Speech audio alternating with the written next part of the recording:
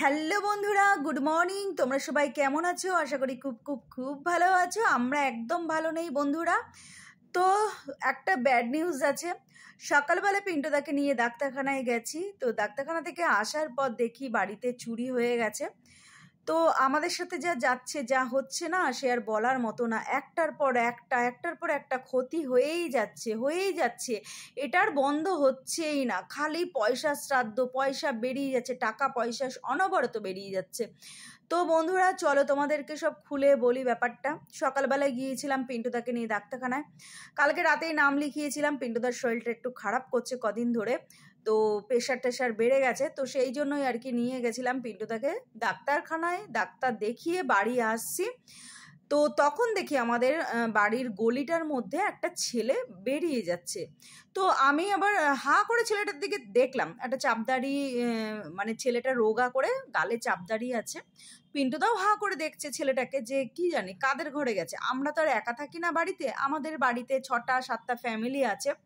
তো যাই হোক, আমরা ভাবলাম হয়তো কারো বাড়িতে কারো ঘরে এসছিল, সেই জন্য আর আমরা ছেলেটাকে না ডেকে জিজ্ঞেস করিনি যে ভাই কাকে খুঁজছো বা কিছু।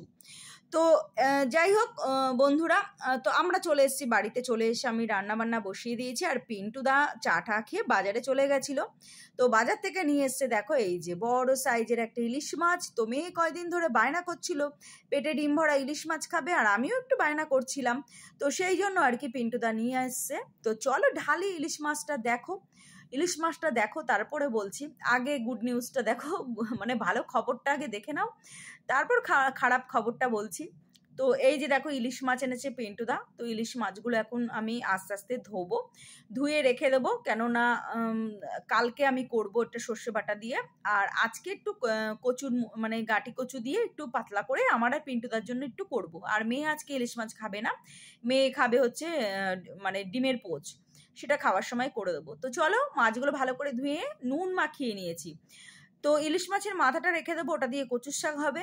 আর হচ্ছে এই মাছগুলো আলাদা করে রাখলাম, পেটে ডিম ভরা ভাজা খাওয়া হবে। আর সর্ষে বাটা পোস্ত বাটা দিয়ে একটু ভাপে খাওয়া হবে। তো এই আর কি। তো চলো মাছগুলো ভালো করে নুন টুন মাখিয়েছি। আর ইলিশ মাছে না নুন মাখিয়ে রাখলে ইলিশ মাছটা খুব সুন্দর মানে খেতে হয়, স্বাদ হয় আর খুব ভালো লাগে, এই আর কি। তো ভালো করে নুন মাখিয়ে এখন আমি একটা বক্সে রেখে দেবো। আর আজকে রান্না করব হচ্ছে 3 পিস। তো পিন্টুদার আর আমার আন্দাজে এক বেলার মতো।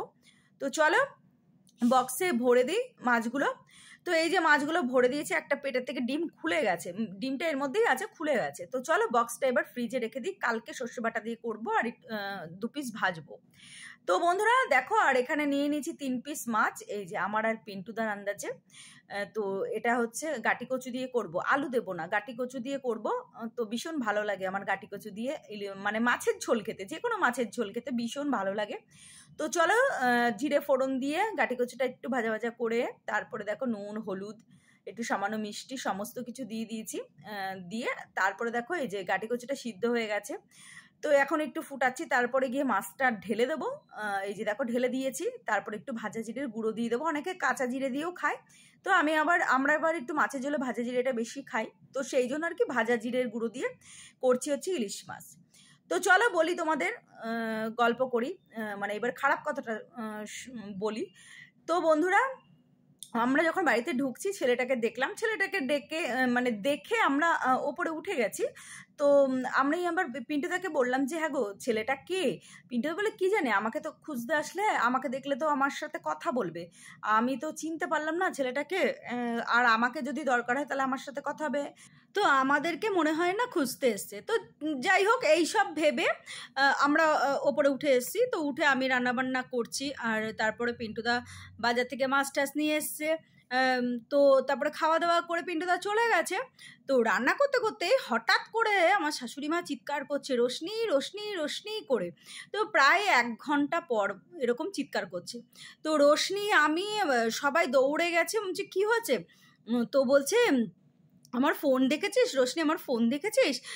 এক্ষুনি একটা ছেলে এসেছিলো, এসে বলছে যে গ্যাসের নাম্বারটা দেখান, ফোন থেকে গ্যাসের নাম্বারটা দেখান, এরম করছে। আর আমার শাশুড়িমা ওইসব গ্যাসের হেডেক নেয় না, কেননা আমাদের সব শাশুড়িমার গ্যাস আমার বর তুলে দেয়, কাজে গ্যাসের সমস্ত কিছু হেডেক আমাদের, আমার শাশুড়িমার কিছু নেই। তো আমার শাশুড়িমা সেই ছেলেটাকে বলেছে যে না আমার কাছে তো নেই এইসব, আমার ছেলের কাছে আছে, তো দাঁড়াও আমার ছেলেকে ডাকছি, এই বলে পিন্টুদাকে ডাকতে গেছে, মানে রাস্তায় গেছে পিন্টুদাকে ডাকতে। আর এই ফাঁকে আমার শাশুড়িমার ফোনটা নিয়ে চম্পট। তো যাই হোক, এইবার চিৎকার চেঁচামেচি করছে, পিন্টুদা তো সঙ্গে সঙ্গে সাইকেল নিয়ে মানে আশেপাশে পাড়া মানে অনেকটা রাস্তা আর কি সাইকেল নিয়ে ঘুরে টুরে আসলো, চোর খুঁজে আসলো, চোর তো আর পেলো না। তো ওইভাবেই গেল, আর শাশুড়িমার মনটা খারাপ হয়ে গেছে, আমাদের সবারই মনটা আর কি সারাদিনই খারাপ ছিল। তো যাই হোক বন্ধুরা, আর কি করা যাবে। তো চলো, গুড ইভিনিং। দুপুরবেলা খাওয়া দাওয়া করে শুয়ে পড়েছিলাম, তারপর একদম সন্ধ্যেবেলা চলে আসলাম, পিন্টুদা চপ এনেছে, তো চপ মুড়ি চা আমরা খেয়ে নিলাম। আর এখানে দেখো পিন্টুদা বসে পড়েছে হচ্ছে পুটির ঘাস কাটতে। তো আমাদের পুটির ঘাস অনলাইনে আসে, তো ঘাসগুলো না লম্বা লম্বা আসে, তো কেটে না দিলে খেতে পারে না। আর এদিকে দেখো আমার মেয়ে করছে হচ্ছে রুটি, আমার মেয়ে এখন ইদানিক রাতে রুটি খায়, তো আমিও খাই, দুটো আমার মেয়ে খায়, দুটো আমি খাই। তো চলো, এই দেখো মেয়ে রুটি আর কি মাখছে, আটা মাখছে, আর এদিকে টিভি দেখছে। তারপরে আমি চলে আসলাম রান্নাঘরে। তো এসে দেখো এখানে রুটি করছি, আর হচ্ছে এখানে করেছি হচ্ছে মানে মুসুর ডাল দিয়ে আর কি তরকা মতো, ডিমের ঝুড়ি দিয়ে। তো রাতে এই খাওয়া হবে। আর পিন্টুদার আছে তরকারি আছে, দুপুরে ডাল করেছি, ডাল ঠাল সবই আছে। আর হচ্ছে সন্ধ্যেবেলা একটুখানি ছানা কেটেছিলাম, তো ছানা কেটেছি মানে কি 1 প্যাকেট দুধ একদম পুরো কেটে গেছে চা করতে গিয়ে, তো সেটাই আর কি একটু লেবু দিয়ে ছানা কেটেছিলাম, সন্ধ্যেবেলায় ওই ছানা খেয়েছি। আর ওই চপ মুড়ি খেয়েছি, মেয়েকেও একটু দিয়েছি, মেয়ে ছানা খায়নি, আমি আর পিন্টুদাই খেয়েছি। তো চলো, রান্নাবান্না কমপ্লিট, আজকের মতো ভিডিওটা এখানে শেষ করি, টাটা, গুড নাইট।